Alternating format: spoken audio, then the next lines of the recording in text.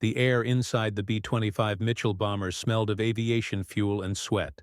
Through the waste gun port 5,000 feet below, the green canopy of Mindanao's jungle stretched endlessly toward distant mountains shrouded in morning haze.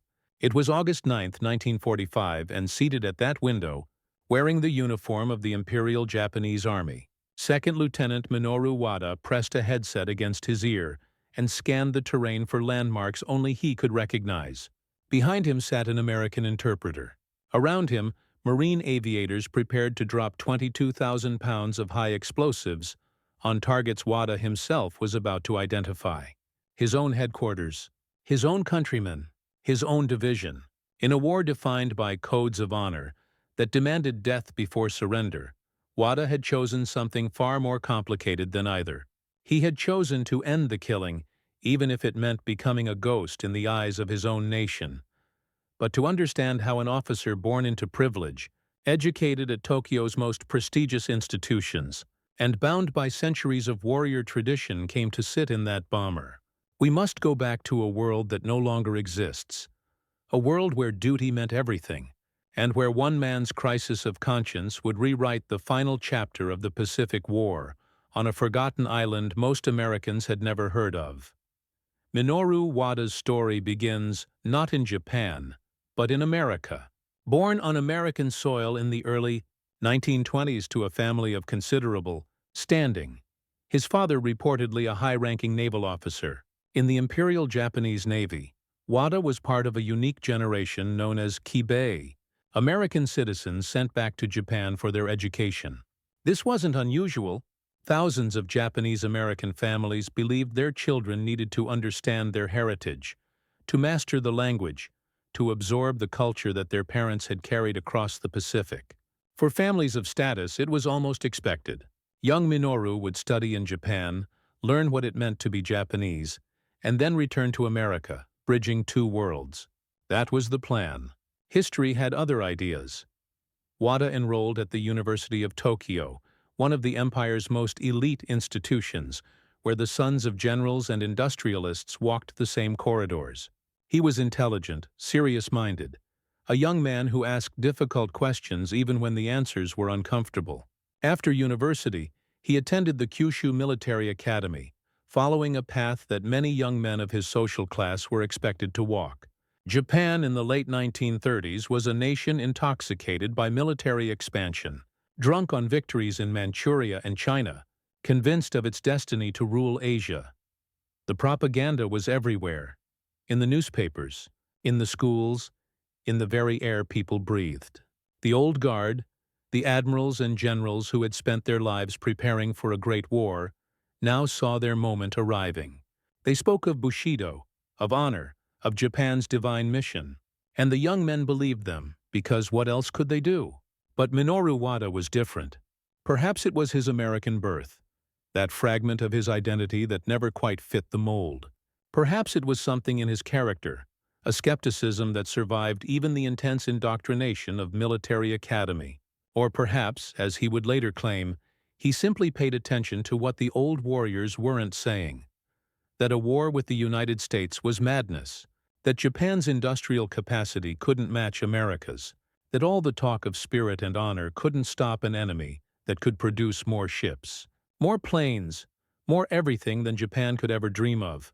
Whatever the reason, by the time he received his commission as a second lieutenant in the Imperial Japanese Army's transportation section, Wada had already concluded that the war his nation was racing toward would end in catastrophe. Then came December 1941 and Pearl Harbor, and suddenly Wada couldn't go home. He was trapped in Japan, an American citizen in the uniform of an enemy army, watching his worst predictions come true. He married. He became a father, and as Japan's war machine sent him from posting to posting, he kept his doubts to himself, because to speak them aloud meant death. In Imperial Japan during wartime, questioning the war wasn't just unpatriotic, it was treason, punishable by execution. The Kempeitai, Japan's military police, had informants everywhere. Neighbors informed on neighbors, soldiers informed on soldiers. Even families weren't safe. So Wada stayed quiet. did his job in the transportation corps, and watched as the war he knew Japan couldn't win ground slowly toward its inevitable conclusion. By early 1944, Wada found himself assigned to the 100th Infantry Division under General Jiro Harada, deployed to Mindanao in the southern Philippines. Mindanao was beautiful, lush tropical mountains, dense jungle, rivers cutting through valleys like silver threads. It was also becoming a graveyard. After the Americans returned to the Philippines in October 1944, Japanese forces found themselves fighting a losing battle against an enemy, with overwhelming superiority in every category that mattered. The 100th Division held the city of Davao initially, but American pressure forced them to withdraw into the jungle, where they constructed bunkers and fortified positions in the dense foliage outside town. There they dug in. There they waited. And there, month after month, they died. Wada's role in the transportation section gave him an unusual perspective. He saw the supply situation deteriorate. He saw the casualty lists grow longer. He knew where the division headquarters was hidden in the jungle along the Kibawe-Talomo Trail, knew the defensive positions, knew the command structure. He also knew it was all pointless. By the summer of 1945, Japan was finished. American submarines had strangled the Empire's supply lines. American bombers were burning Japanese cities to ash. The battle for Okinawa had shown what an invasion of the home islands would cost. Every intelligence report Wada saw in the transportation section told the same story. Japan had lost. But General Harada and the 100th Division fought on, because that's what the code demanded. Die fighting. Never surrender. Endure until the end, whatever that end might be. For Wada, watching young men die for a cause that was already lost became unbearable. These weren't faceless enemy soldiers. They were his comrades, men he knew, men with families back home who would never see them again. And for what? So some general could preserve his honor? So Tokyo's old guard could pretend a little longer that Bushido spirit could defeat American industry? Wada found himself thinking the unthinkable. Maybe the fastest way to end this, the fastest way to save lives on both sides, was to help the Americans win decisively. A quick, overwhelming victory here on Mindanao might convince the division's survivors that further resistance was futile. It might save lives. It might hasten the end. In the first week of August 1945, something happened. The historical record here becomes murky, obscured by conflicting accounts and the fog of war. Some sources say Wada was captured by American troops during a patrol. Others suggest he allowed himself to be taken prisoner deliberately, walking toward American lines in a calculated act of defection. A third version claims he deserted outright, seeking out the Americans because he had finally reached his breaking point. The truth probably lies somewhere in that uncertain space, but what matters is the result. In early August 1945, Minoru Wada found himself in American custody, wearing his Japanese Army uniform, facing interrogation by U.S. Army intelligence officers. Most Japanese prisoners of war, the rare few who survived to be captured, were terrified. Broken men who expected to be tortured and executed because that's what they'd been told would happen. Wada was different. When Army Lieutenant Colonel L.F. Maybach turned him over to Marine Intelligence Officer William Flynn for interrogation, Flynn found a prisoner unlike any he'd encountered. Wada was calm, articulate, and most surprisingly, he wanted to talk. Through a translator, he told Flynn that Japan's military leadership had forced this war on the Japanese people, that ordinary Japanese citizens didn't want war, that he had never believed Japan should fight America. He spoke about his family back home, about the bombing campaigns reducing Japanese cities to rubble, about the suffering of civilians who had no say in their government's decisions. And then he said something that made Flynn sit up and pay attention. He would do anything, sacrifice his own life if necessary, to stop the war and bring peace to Japan. Flynn was skeptical. He'd seen Japanese soldiers fight to the death rather than surrender. He'd heard about kamikaze pilots and banzai charges. Now here was a Japanese officer offering to help the Americans? It sounded like a trap. Or maybe the prisoner was mentally unstable, broken by combat stress. Flynn questioned Wada for hours, probing for inconsistencies, trying to determine if this was some elaborate deception. But Wada's story held together.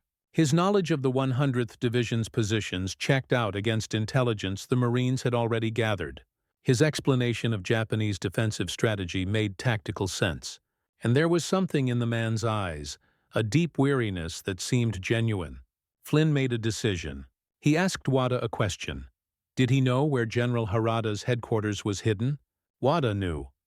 Of course he knew. As a transportation officer, he'd been there dozens of times.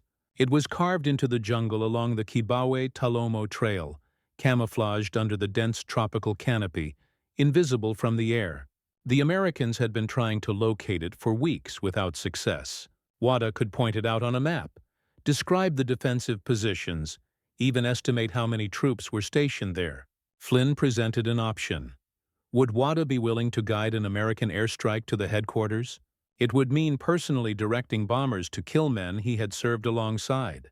It would make him a traitor in the eyes of every Japanese person who ever learned his name. If Japan won the war somehow, he would be executed. If Japan lost and he survived, he could never return home. He would be erased from history, his name spoken only in whispers, a ghost who had committed the unforgivable sin. Wada went quiet.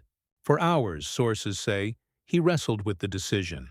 Everything in his culture screamed that this was wrong, that he was betraying not just his division, but his ancestors, his family, his very identity as a Japanese man. But then he thought it through with the cold logic that had made him doubt the war from the beginning. If the headquarters was destroyed, the 100th Division would lose its command and control capability. Without coordination, the scattered units would be reduced to disorganized stragglers. Some would surrender. Others would fade into the jungle and eventually give up. Either way, the fighting would end, and men on both sides would go home alive. A few dozen officers killed in a single devastating strike versus hundreds or thousands dead in weeks of grinding jungle combat. It was the same calculation President Truman had just made about the atomic bombs. Kill some now to save many later. Wada agreed. He would do it. The Americans moved quickly. On August 9, 1945, the same day the second atomic bomb fell on Nagasaki, though the men preparing for the mission on Mindanao didn't know that yet, Marine Bombing Squadron VMB 611 and Marine Fighting Squadron VMF 115 prepared for takeoff from Moret Field in Zamboanga. The pilots gathered for their briefing, expecting another routine strike against Japanese positions. Instead, they found something unprecedented. A Japanese Army lieutenant in full uniform standing at the map table pointing out targets with precision that no amount of aerial reconnaissance could have provided. Through Sergeant Charles Aimai, a Nisei interpreter, Wada explained the terrain, the approaches, the defensive positions. The Marines stared. Some were skeptical. Others were openly hostile. This was the enemy standing in their briefing room. But Major Sidney Groff, the squadron commander who would lead the strike, made the call. Wada was coming with them. The photographs from that day are haunting. They show Wada in his Japanese Army uniform and fatigue cap, standing among American pilots, looking simultaneously determined and profoundly sad. One image captures him at the map, finger pointing to a location while Imai translates, and Major Mortimer Jordan, the airstrike coordinator, listens intently. Another shows him climbing into the lead PBJ-1D Mitchell bomber, about to fly into combat against his own side. The psychological weight of what he was about to do is written in his posture, in the set of his shoulders. This wasn't a triumphant defector eager to strike at his former comrades. This was a man who had calculated that this was the least terrible option in a war that offered only terrible options. The squadron took off, PBJ Mitchells loaded with 22,000 pounds of bombs, rockets and napalm, escorted by F-4U Corsairs, 400 miles northeast to Davao, flying over the Philippine Sea and then inland over Mindanao's mountains and jungles. Wada sat in the radio gunner's compartment at the waist gun port, headset on, looking down at terrain he knew intimately. Major Jordan sat in the bomber's plexiglass nose, ready to coordinate the strike. Sergeant Imai was there to translate, and Wada, wearing the uniform of an empire that was about to die, prepared to guide American bombers to a target he could locate with his eyes closed. As they approached the target area, flying low over the jungle canopy, Wada began calling out instructions in Japanese. Imai translated to Jordan, who relayed the information over the radio to the other aircraft. There, that ridge. Follow the river bend. The headquarters is in the valley beyond that hill. Adjust left. Lower. The photographs show Wada at the gunport, sometimes looking out at a single bomber flying alongside, sometimes at a sky full of American aircraft. Some historians have questioned whether these images were staged later for publicity, but the mission itself is documented in official Marine Corps records. What's undeniable is that on August 9, 1945, American bombers struck the 100th Division headquarters with devastating accuracy. The Marines dropped everything they had. Fragmentation bombs tore through the jungle canopy and shredded the headquarters compound. Napalm turned defensive positions into infernos. 5-inch rockets from the PBJs and the Corsairs pulverized command bunkers. Heavy machine gun fire raked anything that moved. Major Jordan would later tell debriefing officers, "The Japanese officer put us 0 on the target, and we did the rest. Maybe overdid it." 22,000 pounds of high explosives, delivered with surgical precision by a man who knew exactly where every building, every bunker, every communications center was located. When the bombers turned for home, the 100th Division headquarters had ceased to exist. General Harada's command and control network was gone, blown apart or burning, leaving the division's scattered units leaderless and isolated in the jungle. On the flight back to Zamboanga, Wada was silent. Some accounts say he looked down at his hands or stared out the window at nothing, processing what he had just done. Through Imai, he told the Americans he didn't regret his actions, that this would save lives, that it would hasten the end. But his face told a different story. This was a man who had just crossed a line that could never be uncrossed, who had committed an act that his culture would never forgive. The photographs from this moment show a profound sadness, a man sitting with the full weight of his choice. 5 days later, on August 15th, Emperor Hirohito's voice crackled over Japanese radio announcing surrender. The war was over. American troops would soon discover that among the 22,000 Japanese soldiers who surrendered on Mindanao were the shattered remnants of the 100th Division. Leaderless and disorganized after the August 9th strike had decapitated their command structure. The raid Wada guided had achieved exactly what he hoped. It ended the fighting without weeks of additional bloodshed. Men who would have died in the jungle went home to their families instead. The mathematics of his decision proved correct. But correctness and honor aren't the same thing. In Japanese military culture, in the code of Bushido that had governed warrior conduct for centuries, what Wada did had no precedent and no forgiveness. He hadn't just surrendered. He'd actively helped the enemy kill Japanese soldiers. He'd violated every precept of loyalty, duty, and sacrifice that defined what it meant to be a Japanese officer. If his identity became known in Japan, he would be despised, hunted, possibly killed by ultranationalists who would see him as the embodiment of treachery. His family would be shamed. His father, if the reports of him being an admiral are true, would be dishonored by association. Wada's name would become synonymous with betrayal. The United States government understood this. They also understood that Wada, as an American citizen, had technically committed no crime. He'd aided his own country against an enemy he'd been forced to serve. But his situation was impossibly complicated. He couldn't return to Japan. He couldn't safely reintegrate into Japanese-American communities where his story might eventually emerge. He needed to disappear. So the U.S. government gave him something that sounds like fiction, but was apparently real: a new identity. New name, new papers, new life. The man known as Minoru Wada was erased from existence, replaced by someone else, somewhere else, living under a fabricated history. And then he vanished. No records exist of where he went or who he became. Some researchers have tried to trace him, following leads that go nowhere, finding birth certificates that don't match, dead ends in archives. For decades, the story of the Japanese officer who guided American bombers against his own division was told and retold in military journals and history books, always with the same photographs, always ending with the same mystery. What happened to him?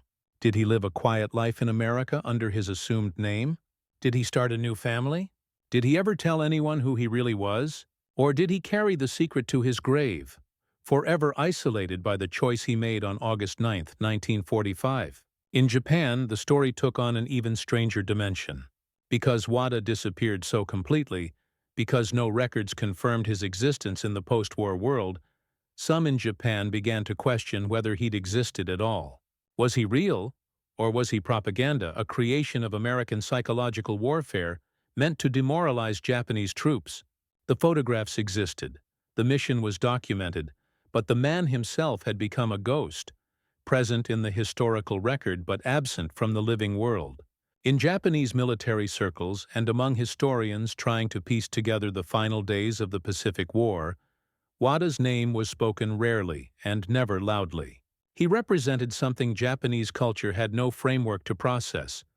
Not a coward who surrendered, not a hero who died fighting, but something in between, something that defied categorization. For 50 years the ghost story persisted. The man who betrayed his division to save lives.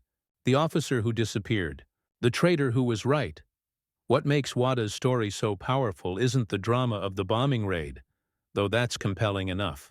It's the impossible position he found himself in, and the brutal calculation he was forced to make. Here was a man who saw clearly what his nation's leadership refused to acknowledge. That the war was lost, that continuing to fight meant pointless death. He understood that honor without wisdom leads to catastrophe, that sometimes the moral choice and the traditional choice aren't the same thing. He made a decision that saved lives at the cost of everything his culture taught him to value. He became a ghost so that others could remain alive. In the decades after the war, as Japan rebuilt and grappled with its wartime history, stories like Wada's remained difficult to discuss. Japan's post-war narrative focused on suffering, the atomic bombs, the firebombings, the hardships of occupation. There was less room for examining the choices individual Japanese people made during the war, especially choices that complicated the prevailing story. Collaborators with the Americans were viewed with suspicion. Defectors were traitors. The idea that someone might betray Japan in order to save Japanese lives was too paradoxical, too uncomfortable. So Wada remained what he'd become. A ghost, neither celebrated nor condemned, simply absent. But his photographs remain, impossible to ignore or explain away. There he is, in his Japanese Army uniform, sitting in an American bomber, headset pressed to his ear, looking down at his homeland through a gun port. There he is at the briefing, pointing to the map, surrounded by men who should have been his enemies but who, for one day, were his allies in ending the killing. The images are so strange they almost look fabricated, and some historians have indeed questioned whether they were staged after the fact for publicity purposes. Marine Corps archival documents from 1957 note that elements of the story may have been staged to publicize this theater of operations. But even if some photos were recreated, the core facts remain undisputed. A Japanese officer provided targeting intelligence for a devastating airstrike against his own division's headquarters, and that strike helped end the fighting on Mindanao. Whether every detail is precisely as reported or not, the essential truth stands. What we're left with is a story about the cost of conscience in wartime, about what happens when personal morality and national loyalty collide, about the terrible mathematics of violence when every option leads to death, and the question is only whose death and how many.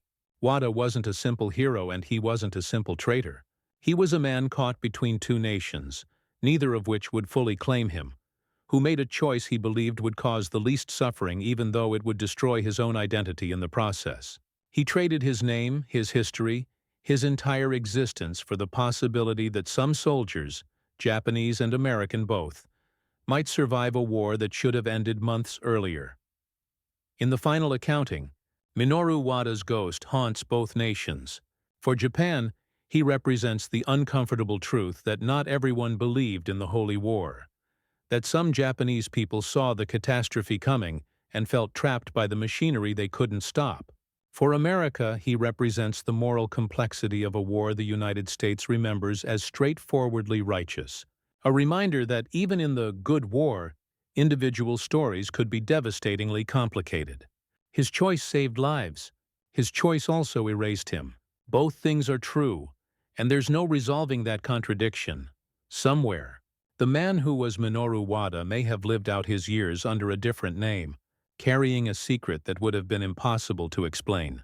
Or perhaps he died long ago, taking his story to an unmarked grave, known to the end only as whoever he pretended to be. What's certain is that his real name, his real identity, disappeared on August 9, 1945, traded for a sky full of bombers, and the hope that one devastating strike might end the dying a little sooner. In a war of millions, his story is microscopic, but it's also eternal. One man against history, making the hardest choice, and vanishing into the fog of what might have been necessary and what might have been unforgivable. The ghost of Mindanao, the officer who guided the bombs, the man who saved lives by betraying everything except his conscience. Gone for 50 years. Gone forever. Gone, but not quite forgotten. If you want to hear more forgotten stories from the wars we think we know, the moral dilemmas, the impossible choices, the men and women who vanished because their truths were too complicated, subscribe to this channel. History isn't always clean. It's rarely simple. But it's always worth remembering. New documentary every week. Don't let these stories disappear.